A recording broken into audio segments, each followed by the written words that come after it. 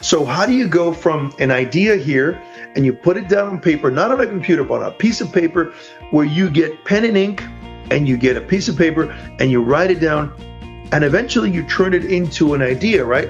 There's no business that wasn't first considered, revised, thought of again, and then finally put into motion, and it's a work in progress and it's growing as it goes. But it was first imagined and then it becomes manifest within the physical world. So here's the big question. How do everyday people like us who didn't grow up wealthy and were not taught how to be wealthy in school, how are we supposed to learn to think, invest, and grow wealth like the top 1% without compromising our ethics and our values? My name is Jeremy Whaley. That was my big question. This podcast will give you the answers. You're listening to Think Rich Radio. And welcome, everybody, to another episode of Think Rich Radio. I am your host, Jeremy Whaley, with my co-host, Nelson Bran. And Nelson, it's episode number 10. We are rocking it, brother. We are into the middle of our second week of the show. Fantastic comments from our fans and our followers. If you are a listener and you've not liked and subscribed, I don't know what you're doing. Go ahead and like and subscribe, follow whatever it is on the platform you're listening to, because, Nelson, I think these conversations are fantastic. I'm a better person because I'm talking to you every day. Wow. Just for that, I'm going to weep. Hold on. You do that. My friend, first of all, we're up to 10 episodes. That's fantastic.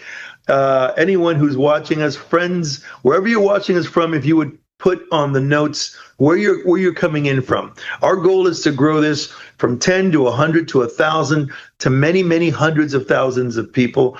We're here to serve you guys. And in this conversational, highly informal manner, our goal is to give you value every single day and ultimately to provide you tools with which to use the information that we're giving you and be here to guide you through your Think Rich process. That's exactly it. How is it that those of us who were not born rich, we were not taught how to be rich in school, how are we supposed to learn how to grow wealth and invest like the top 1% without compromising ethics, without compromising values? So in our last episode, we talked about how so many people are afraid of getting rich because they're afraid that they're going to become a greedy person, or they're afraid they're going to have too much money. And we opened the subject of this is a mindset issue, and that's what we're going to talk about in this episode. Actually, as much as I love talking about money, I love talking about strategy, I love talking about entrepreneurship, you know what I love more than anything else, Nelson, is mindset. It is a study that I stumbled into. I did not grow up in an environment that had great mindset. And when I read Think and Grow Rich for the first time, it transformed my life. It was a 24-hour pivot point where if you look at the timeline of my life, it was a complete separation. It feels sometimes like a 2-degree shift, but you look at how that plays out over 10, 20, 30 years, and you're on a completely different track. That's what we're going to talk about today. I love it. I love it. And my friend, I'm an enormous mindset guy. I say that word a lot. And to me, when I think of mindset and when I want to personally grow and personally develop myself, what am I physically doing in order to get there? Well, I've already admitted to you that I fill journals. I write every single day. I read, I write, and sometimes the writings are meaningful, and sometimes they're scribbles, and other times they're to-do notes. But it keeps my mind thinking so that when I have a complicated subject matter, I can go ahead and cut it up into little chewable chunks. And that prompts my visualization capacity so that I'm already living in a moment of prosperity, in a moment of health, in a moment of abundance. And that also prompts my meditation. That's when I visualize. But I like to have moments when I'm alone, in the dark, with absolutely zero lights and zero distractions so that I can kind of go inside myself and kind of ponder. And it starts with blackness, with nothing in mind, and then the mind goes somewhere and problem solves. Yeah. Ironically, I problem solve just as well when I'm out for a walk or I'm jogging or I'm hiking, especially if it goes on for over an hour. The mind immediately goes to, I got to call this person. I haven't done that. I've got to finish this. And it's not necessarily a to-do list because the mind starts thinking in terms of larger projects, right? I suddenly start saying, okay, from the multitude of things that I do, how can I hyper focus on just the things that bring in 80% of what I generate? Right. Yeah.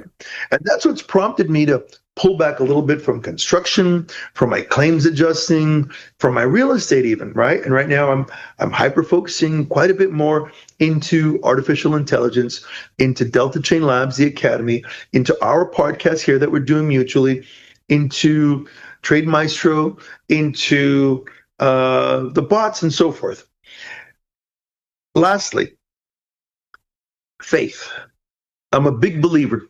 And the way that I believe, Jeremy, is that I cannot separate my work ethic from my health, from my family, that they're all one, they're indivisible, and that I hope that shows in everything I do.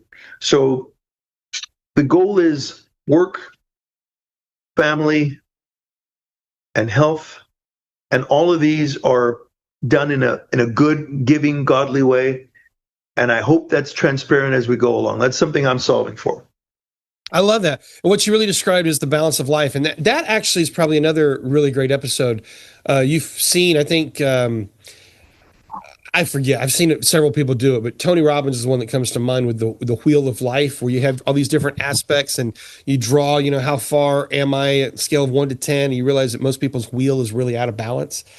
That's Yes. another great episode. But I want to come back to a couple of things you said. You said two things that I want to actually launch from here. Number one, you talked about journals, and number two, you talked about ideas that come to you. And I am in the same boat as you. I journal a lot, but when I was younger, especially high school and college, I would hear people talk about journaling, and I had this idea in my mind that a journal would be, you start with, today is May 8th, 2026. How do I feel? Well, gosh, I just feel like, she didn't like me the way that's not what journaling is. But that was how I tried to do it in the early years. It was like, oh, I'm just writing all my thoughts, and I was afraid someone's going to find them. Well, now what I realize is journaling is actually the process of turning ethereal ideas that I actually believe are downloaded from the divine and turning it into a physical transmutation into this real world. And here's what happens. If somebody sits there and says, well, I do my journals online, great, it stays digital. I do my journals on the computer, great, it stays digital. I just think the stuff, great, it stays a thought in the ether. When you write it down on a piece of paper, we're literally transmuting that thought into the physical world. And people often say, well, I don't know how I can get connected with God. I don't know how to get connected with the divine.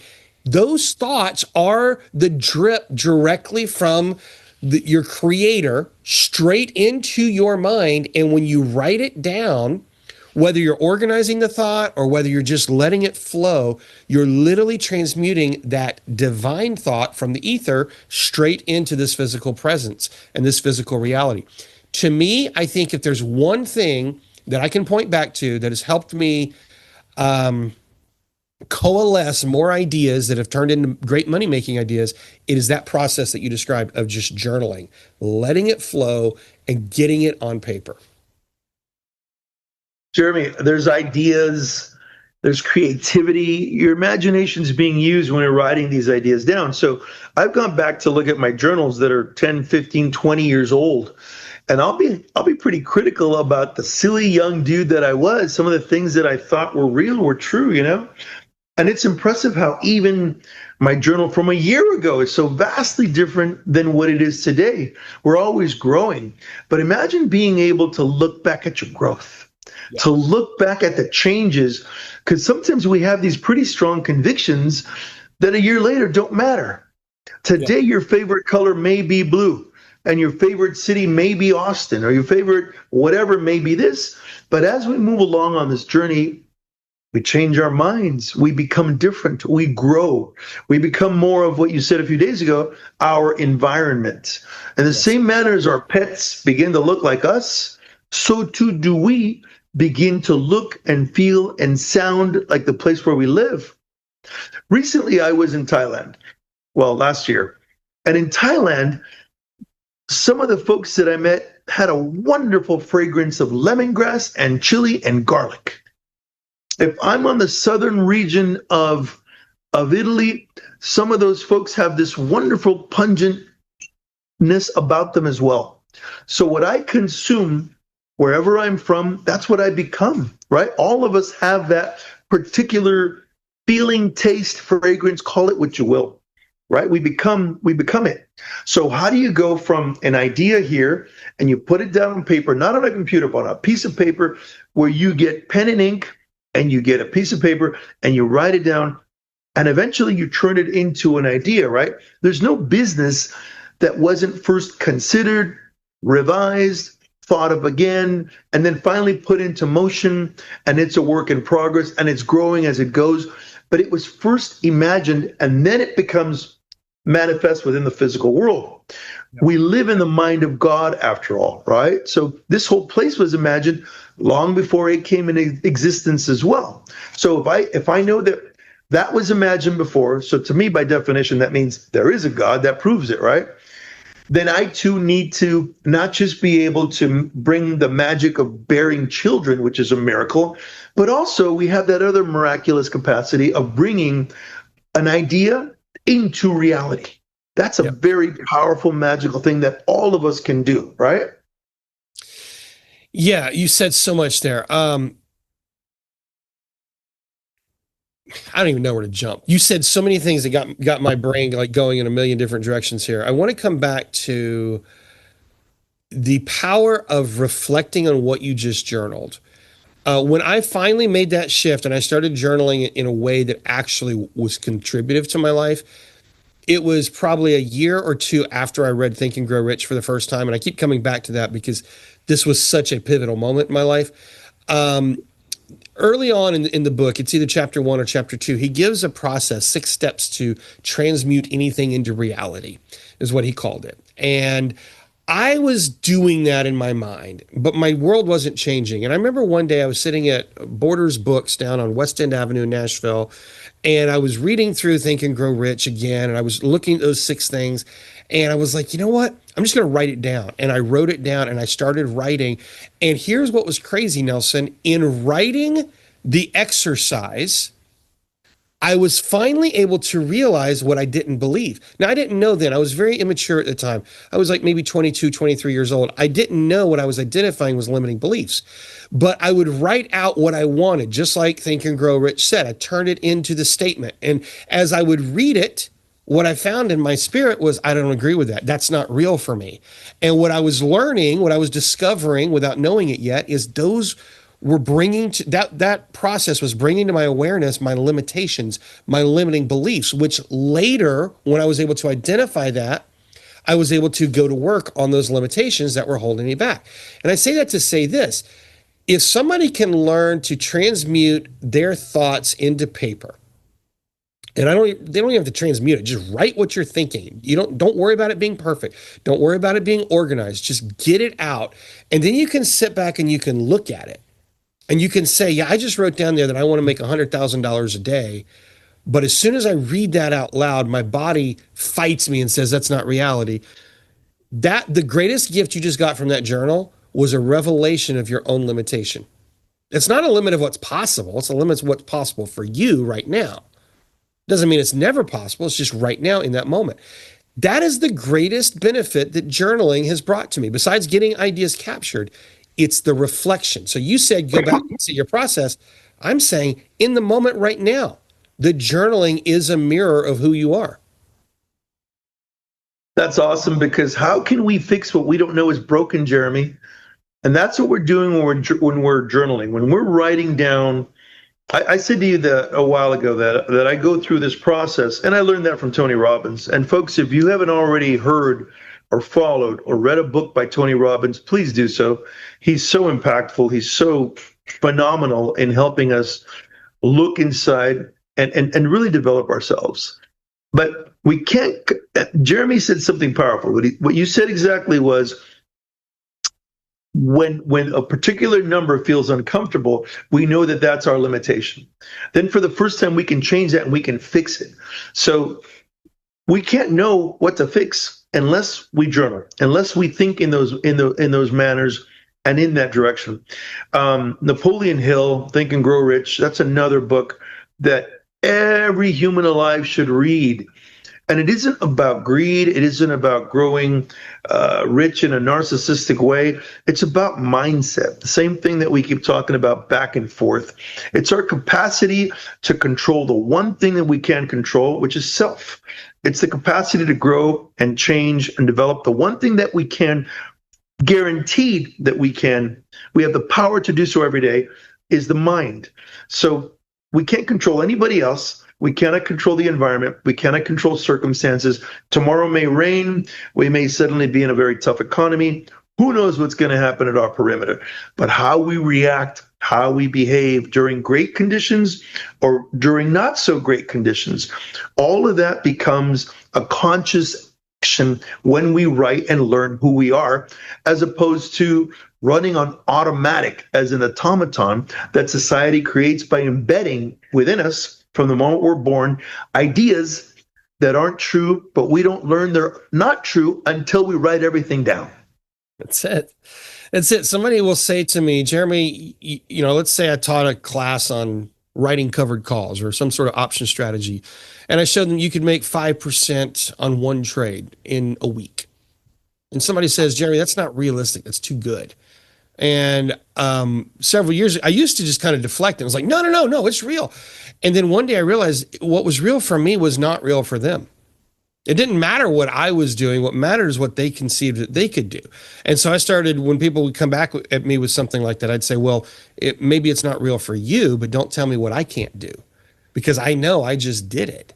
And it's kind of like the 4-minute mile. Once that barrier was broken, it was within, a very short period of time that literally tens or hundreds of people were running 4-minute miles. Now, I could try all day and I would never run a 4-minute mile. I could train for a whole year and I don't think I could ever get below a 4-minute mile. But that doesn't mean it's not possible. Just because it's not possible for me doesn't mean it's not possible for somebody. And all of that comes down to our mindset. And so what I want our listeners to realize is, if you're looking at your reality right now, whatever your reality is, you write it out, you journal it out, and you're like, I hate the fact that I'm always broke. I hate the fact that I've been through 9 marriages and my 10th one just left. Whatever your reality is, it all starts up here.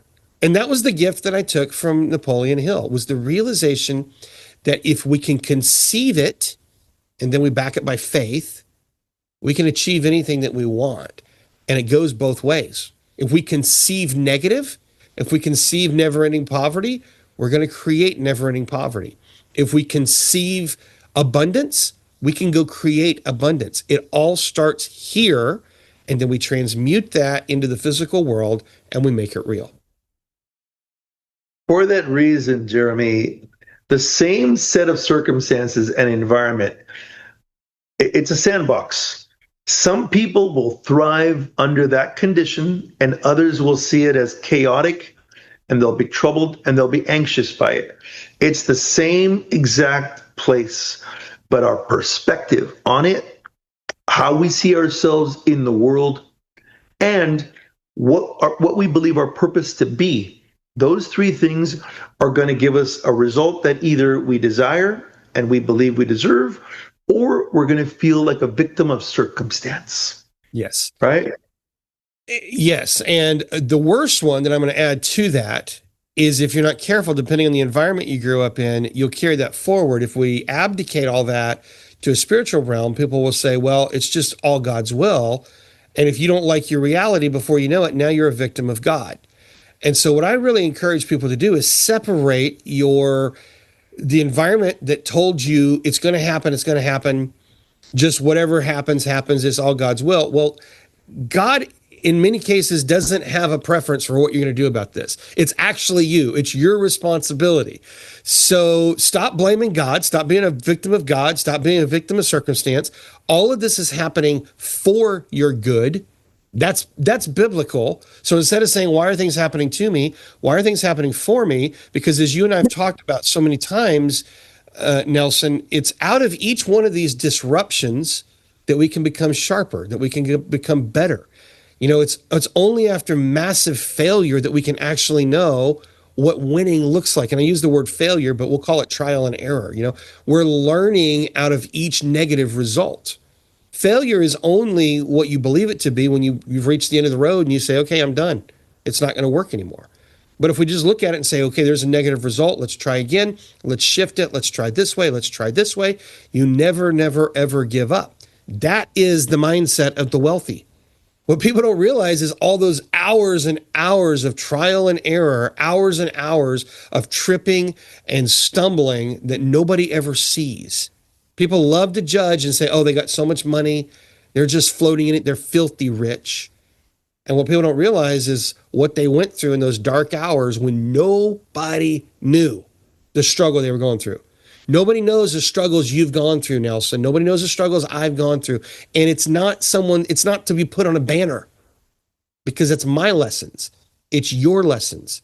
And occasionally, we might share stuff with each other, and you might have someone that's, close to you that you share it with, and they might, maybe if you're lucky, give you a little empathy. But what most people do is they want to take their negative story and wear it as their banner. And they turn that into their highlight. The truth is we need to just highlight our wins. That's all the world cares about. They want to see our wins. And all those dark hours, those are just the things that are part of our journey. I don't know where I went there, but I landed. I'll tell you, my friend, this place, Neville Goddard is somebody else that I'm a big fan of. And he said something, not what I'm about to say now, but I'll get to what he said. This place, Jeremy, is a classroom. There's no such thing as failure at all. They're just lessons to be learned. You'll hear me say the word playground and sandbox. That's what this place is. It's intended for us to use our creativity and imagination to live through it. And what we perceive are problems, and we see ourselves as problem solvers, they're not problems. It's a classroom. Our whole intent here is to learn. And believe it or not, it's kind of simplistic, but it's to better ourselves, Jeremy, because the better we become, the better we give to the world around us. The better we become in our community, as a citizen, as a husband, as a father, as a brother, as whatever it is, whatever titles we have, we become better when we see the world as a classroom and we no longer see ourselves as a failure because something isn't working. It's a lesson. And every time we're closer to the answer, because at least we know that door wasn't the one to win. It wasn't the one to get to. God, yes, you're right. A lot of times we'll blame God if it went well or if it didn't go well. And I'll tell you, my friend, I don't see God as a genie. I can't. If I look at God the Father and say, please, pretty please, make me healthy, He's going to say, well, Nelson, what are you doing about it? How are you eating? Are you drinking? Are you drinking too much? Are you exercising? Is it every day? He can't just suddenly make me magically healthy. In the same manner, God, if you could kindly squeeze out just another 10K out of this year in my raise, and I promise you I won't bug you again. And I do know that tomorrow our needs become greater, so suddenly we need more money. So in the same manner as I can't blame God for anything, I also don't see him as a genie. I have to look in the mirror and I have to trust that he's given me enough capacity to move forward and do things alongside him on his behalf. In fact, I'll admit to you, sometimes I'll pray and say, let me know what you need. I'm here for whatever you need. Because he's busy, right? He's busy making all kinds of wishes come true.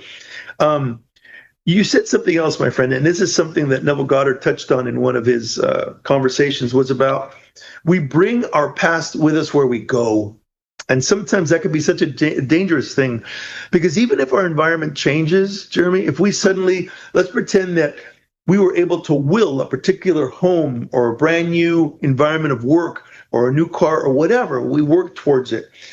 How does that help if we come with that same impoverished mindset of when we had less before we got this new environment?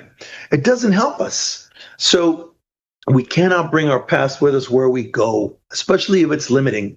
So as we scale up this ladder of having more and so forth, that's why we say that you have to become more responsible the more you have. It's too easy to say, I want to be rich. Do you know how to be rich? It's too easy to say, I want more. Do you have any idea what it'd be like to have more? Because it likely means you're going to have employees, you're going to have salaries, you're going to have complaints. Somebody's going to sue you. Someone's going to fall. Things are going to happen, right? Yeah, absolutely. I'm remembering the story that just is coming to my mind is the story of the farmer. You probably heard this guy. He got this really, really big farm and it was decrepit. It was beat up and fences were falling down. And a guy walks by and says, "Man, that's a interesting farm you got. Let's see what you do with it." And so the farmer goes to work and he's been working on it for a couple of years. He restores everything. He's built a nice big barn. He's got all the fields manicured. He's got the new fence and he's out there painting his fence. And the same guy walks by and he says, "This is an incredible farm that you've got here." He's like, it's amazing what God has given you." And the farmer says, "Yeah, you're absolutely right." And he says, "I hope you've given him all the credit for it." And he says, "Well, you should have seen it when he had it all to himself." I think that's the essence of it. I probably messed the story up a little bit, but No, it's perfect. It's perfect. God gives us resources and it's up to us. It's never a lack of resources. It's a lack of resourcefulness that we struggle with. What do we do with the resources we have? One person might have a little bit of money and they make a fortune. One person might have a fortune and they make nothing because they didn't actually steward the resources right. And we could come down to like the spiritual principle of stewardship, but I actually don't think that's, while there's validity to that, it's not what I'm getting at. What I'm getting at is our intention behind it.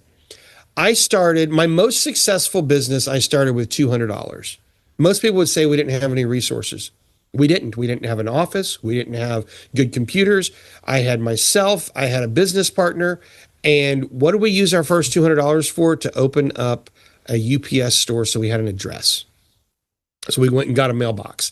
That was how we started our first business. We did our LLC after we got in business. We did everything after the fact. We built it first and then we made it legit.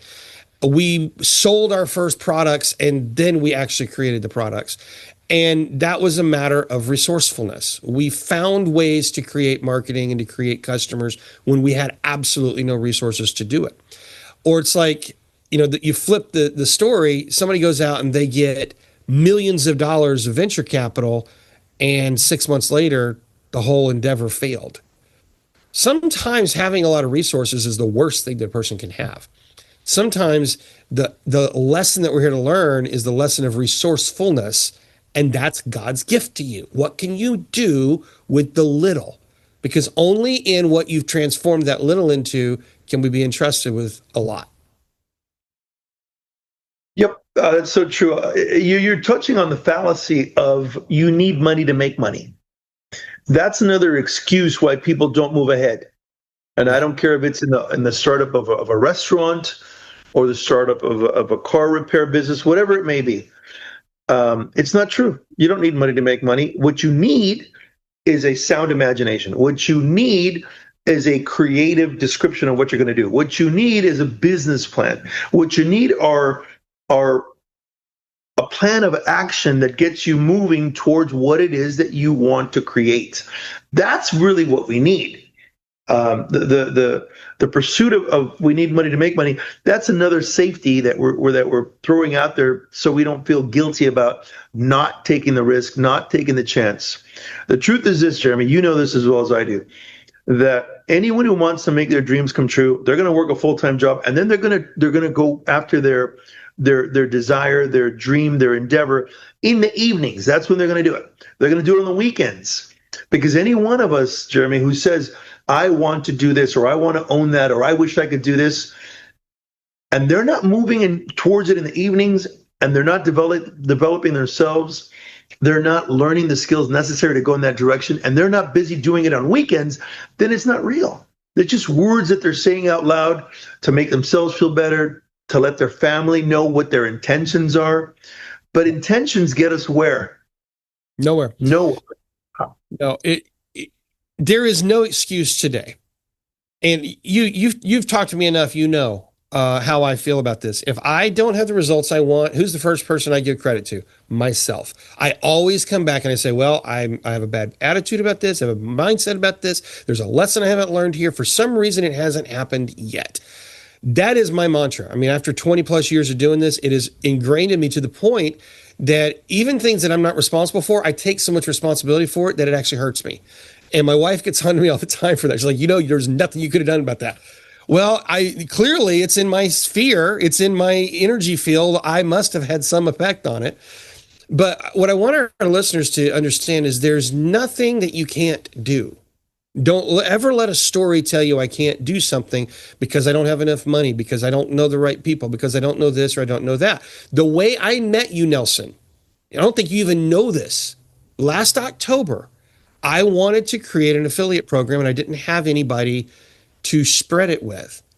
And I started thinking, how am I going to open up an affiliate opportunity? This was last October, last September, maybe. And I sat down, I was journaling, I was sitting at the park, and I was like, okay, this is what I need. I need to open up networks. And specifically, my thought was, I need networks of networks. How am I going to open up networks of networks to grow my business? That was the thought that I wrote down. I didn't have an answer for it. I just journaled it. I just wrote it down. Networks of networks. And I let that marinate on an unconscious level for several days. And what I finally came up with is I need to get involved with some network marketers, even though I'm not a network marketer. And I got involved with a company. Literally the next day, somebody reached out to me and they presented me a network marketing opportunity that I had no interest in. And I said, sure. It was a product I could care less about. It was a network I could care less about. And guess what? That product, I never used it. I never even signed up for it. But you know what I did with it? I started making phone calls. And I started calling some people that I knew were in the networking industry. And I said, hey, have you seen this? And one of those friends that I called said, well, no, but you know, I got this other thing I'm doing you really should look at. And I said, what is it? And she introduced me to that project that you and I were in, that we met in. I came into that project not to make money. I came into that project to make networks. And fast forward, I knew when I got into that project, it was short term. I knew it was not a life-changing long-term deal for me. But fast forward, where are we today? Every one of the networks that we're running forward with came from opportunities that came from opening up networks. All of that came from intention. You didn't even know that story, did you? I didn't, but I'll tell you, I'm going to put you to task because now I want to see that journal and I want to see where you drew a brown-skinned Latino man to manifest him into your life. I'd like to see that. I didn't. I drew a hot blonde in a bikini that my wife would be okay with me working with, and it didn't happen. Here I am, Tootsie Roll. But, you know, I just say that to say this. I was feeling last September, I was feeling so much frustration. I don't need to address why all those frustrations were happening. We could talk about that separate, but I was having one of those moments where I felt like I didn't have resources. And it was like, no, I wrote at the top of my journal, it's not a lack of resources. It's a lack of resourcefulness. For how can you be more resourceful, Jeremy? And through a series of journaling, self-interrogation, I came up with, you know what? I need to do an affiliate program. I need to open up networks of networks. Now, here's the irony. 6 months later, 8 months later, this week, I sent out a message. You saw it. I'm finally starting to move towards the affiliate program. I actually put all that stuff on pause. Because it wasn't actually about the destination. We all get so upset about the destination. It was about the journey. The last 8 months, even though I haven't made some of the progress I wanted to make in business, have been 8 wonderful months for me. I've made new friendships. I've made new connections. I have made money. I've had successes. I've had failures. I've had an adventure the level of Lord of the Rings and Frodo, seeking highs and lows and, you know, demons chasing you. And you know what? I'm okay with it. And here we are 8 months later, I'm getting recentered. And literally one of the things, I haven't even told you this yet. One of the things I went back and looked, I was like, oh, this is where I was 8 months ago. Isn't that funny? It feels like we're stuck, but would you say my last 8 months have been stuck, Nelson? No, not at all. Not at all. In fact, in the last 8 months, I was just telling my buddy that literally, I've compressed a decade of knowledge and information in the last probably 8 months to a year. It's impressive. And Jeremy, no one can take that away from me. No one. Now it allows me to walk with a level of confidence into multiple projects. It allows people to come and pitch projects at me. It allows you and I to start this idea. And we talked about it a very short amount of time before we said, let's do it, because we knew what a great idea it was, because we know the need that exists out there for community building. Yeah. Same with Brandon and David, what I'm doing over there with Delta Chain Labs. So So yeah, we manifest all this, but it goes back to this is a classroom. That's what this is.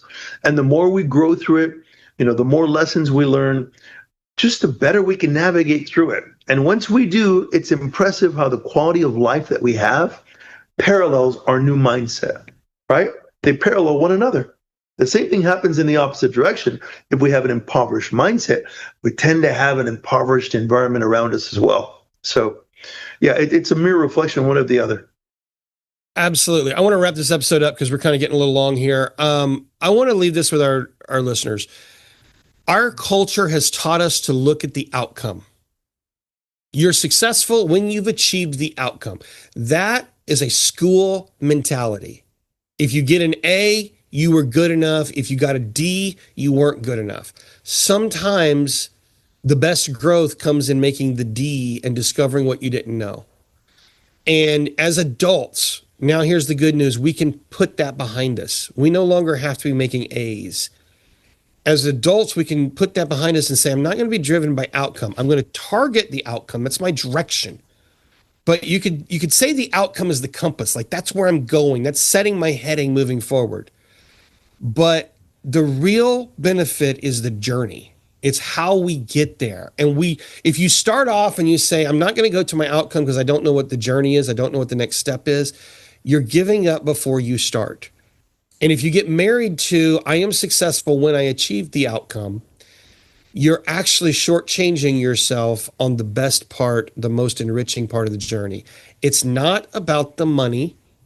It's not about the things the money can do for us. It's about the person that we become in the process. It's about the people we meet, the Nelsons that come into your life, the Davies and the Brandons, the fact that all of us entered into an energetic field together and we sharpen each other and we brought clarity. And now I've shifted my business idea.